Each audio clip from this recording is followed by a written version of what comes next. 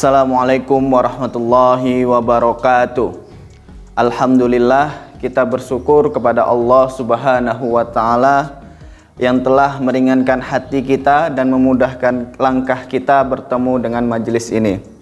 Anak-anakku yang dirahmati oleh Allah Subhanahu wa Ta'ala, sesungguhnya setiap ibadah mempunyai dua potensi yang selalu beriringan satu sama lainnya. Satu sisi, sebuah ibadah mungkin akan menjadi ladang pahala kita yang akan kita panen di kampung akhirat nanti. Tapi di sisi lain, jika kita tidak memenuhi syarat, adab dan rukunnya, bisa jadi sebuah ibadah justru menjadi fitnah bagi kita di hari akhir nanti. Na'udzubillah min dzalik.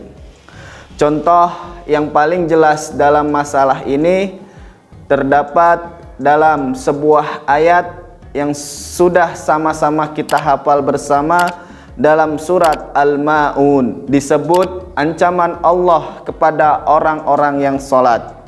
Allah Subhanahu wa Ta'ala berfirman dalam kitabnya yang mulia, maka kecelakaanlah bagi orang-orang yang sholat, yaitu orang-orang yang lalai dari sholatnya. Quran surat Al-Ma'un ayat 3. Ayat-ayat di atas begitu lugas mengingatkan pada kita bahwa sholat menjadi fitnah dan ancaman di akhirat saat kita menjalankan tidak sesuai aturannya.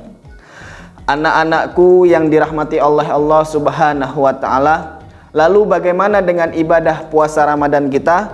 Apakah ada ancaman tentang puasa yang kita jalankan? Sungguh setidaknya ada dua dalil juga mengingatkan kita dengan gamblang tentang bahayanya orang berpuasa jika tidak memenuhi adab dan aturannya. Dalil pertama, Rasulullah Shallallahu Alaihi Wasallam telah memberikan prediksi bagaimana banyak orang yang berpuasa tanpa hasil apapun kecuali hanya lapar dahaga saja. Beliau bersabda dari lisannya yang mulia, rubba sha'imin laisa lahu min siyamihi illal ju' wa rubba qa'imin laisa lahu min qiyamihi illas sahar. Betapa banyak orang berpuasa tapi tidak mendapat pahala apa-apa dari puasanya kecuali hanya lapar, dan betapa banyak orang yang sholat malam atau tarawih tapi tidak mendapatkan apa-apa selain begadang saja. Hadis riwayat An-Nasa'i. Dalil di atas seharusnya menjadi warning atau peringatan dini bagi kita dalam meniti hari-hari Ramadan kita, agar tidak termasuk golongan yang celaka dalam berpuasa tanpa pahala. Na'udzubillah summa na'udzubillah. Ibaratnya dalam pepatah bahasa kita, sudah jatuh tertimpa tangga. Tidak mendapatkan ampunan dalam Ramadan sudah merupakan musibah luar biasa, belum lagi ditambah doa laknat dari Jibril alaihissalam yang diaminkan oleh Rasulullah sallallahu alaihi wasallam yang mulia. Semoga kita tidak termasuk dalam dua golongan yang disebutkan dalam dua hadis yang saya sebutkan di atas. Anak-anakku yang dirahmati oleh Allah Subhanahu wa Ta'ala, rasanya menjadi penting bagi kita untuk mengetahui mengapa orang yang berpuasa bisa mendapatkan kecelakaan yang sedemikian buruk semacam itu. Setidaknya ada 4 kesalahan orang berpuasa yang bisa menjerumuskan mereka dalam dosa dan kehinaan. Mari kita merenungkannya. Pertama, mereka yang berpuasa tanpa keikhlasan. Rasulullah Shallallahu Alaihi Wasallam bersabda dalam hadis yang sudah sangat populer di telinga kita, innamal a'malu binniyat, yaitu sesungguhnya setiap amal tergantung pada niatnya. Hadis riwayat muttafaqun alaih. Maka berpuasa tanpa keikhlasan ibaratnya surat perjanjian tanpa stempel dan materai, menjadi tidak berlaku dan sia-sia begitu saja. Pertanyaannya adalah, puasa semestinya melatih orang untuk ikhlas, karena ia merupakan ibadah antara seorang hamba dan Allah Subhanahu wa Ta'ala. Rasulullah Shallallahu Alaihi Wasallam bersabda dari Abu Hurairah radhiyallahu anhu, dari Nabi Muhammad sallallahu alaihi wasallam bersabda, semua amal manusia adalah miliknya kecuali puasa. Sesungguhnya ia milikku dan aku yang akan memberikan balasannya. Hadis riwayat Bukhari. Tapi sungguh sayang sekali ternyata masih ada yang ternoda keikhlasannya dalam berpuasa karena godaan riya, harta maupun kecenderungan diri pribadi. Puasa diliputi riya karena ingin dianggap, dihargai dan dipuji orang lain sebagai orang yang berpuasa. Bisa jadi karena peewuhan dengan mertua, atau takut dengan pimpinan di kantor, atau mungkin ingin eksis di tengah-tengah rekan sejagat. Semua itu sungguh meluruhkan pahala puasa yang mulia.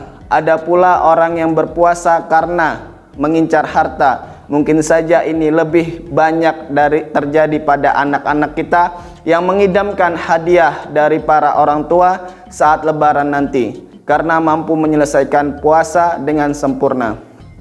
Selain itu, ada juga yang berpuasa karena bersemangat, bukan karena kewajiban semata, tetapi juga karena keinginan pribadi untuk diet dan menurunkan berat badan. Sungguh ini semua jika tidak dihapus dalam hati akan mengotori keikhlasan puasa kita, dan kita akan terjerumus dalam golongan mereka yang berpuasa tanpa pahala.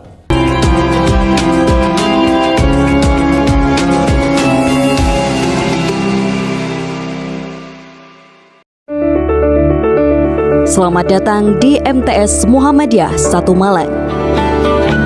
MTS Muhammadiyah 1 Malang berasal dari PGAL, Pendidikan Guru Agama Lengkap, berdiri pada tahun 1954 yang berada di Jalan Bandung, dan pada tahun 1978 berpindah lokasi ke Jalan Baiduri Sepah 27, Tlogomas, Malang.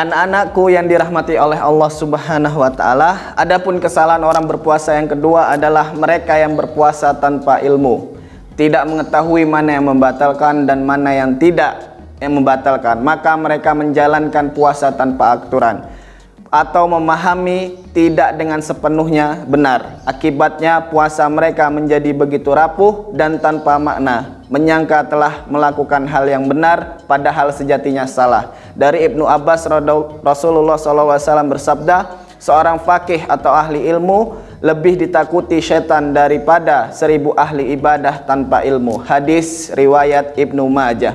Maka marilah kita meningkatkan kualitas ibadah puasa kita dengan memahami sepenuhnya hukum-hukum seputarnya.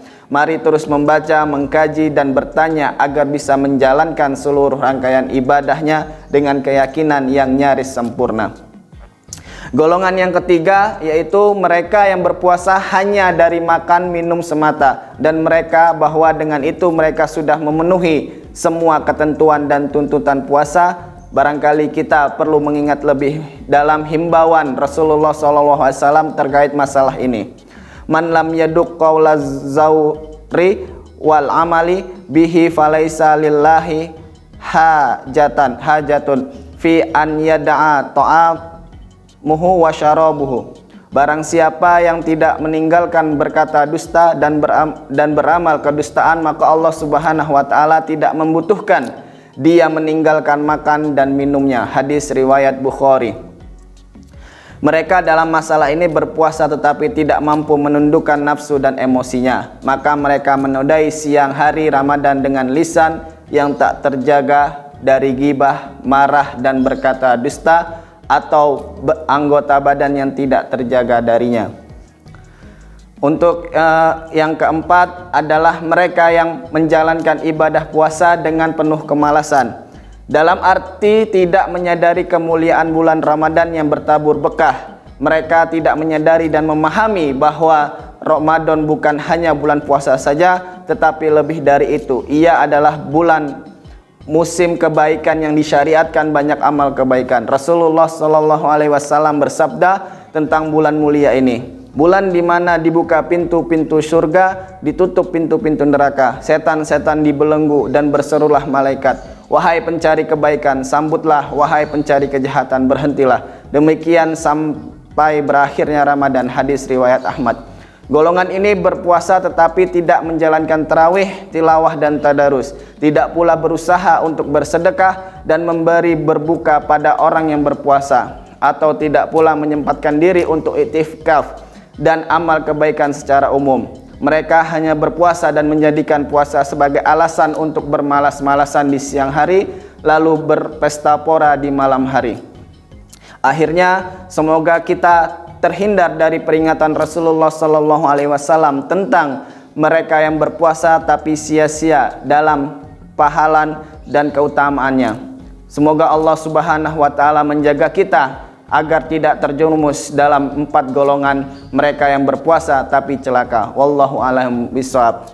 Mungkin cukup sekian dari saya yang telah saya sampaikan. Semoga bermanfaat. Selamat berbuka puasa. Wassalamualaikum warahmatullahi wabarakatuh.